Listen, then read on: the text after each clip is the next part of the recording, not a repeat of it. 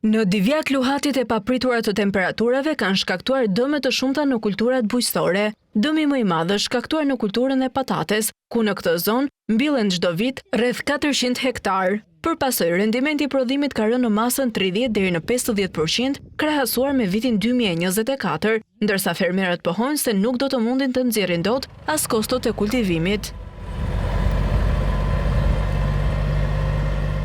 Herën e parë na goditi ngrica i ftofti. I thau njerë, po e morën veten, thamë shqyr. Si vjet nuk ka as 30% prodhimit. Patatja shumë dopt. Ne i vrau ftohtin radh parë. Është viti më i keq që ka ndodhur. Ndikoi dhe koha. Ndikoi ngrica që ish armiku numër 1 për mbimin e patates. I ka tharë gjitha. Për momentin vetëm fara ngelet se për të shitur as shpenzimin nuk mbulon. Fermerët thonë se përveç sasisë së pakët, prodhimin po e shesin edhe nën kosto, pasi për pikat e grumbullimit nuk është vendosur një çmim dysheme nga institucionet përkatëse. Edhe çmim nuk ka. Me sa po e tregtoni aktualisht? 500 lekë vjetra, po tregtohet.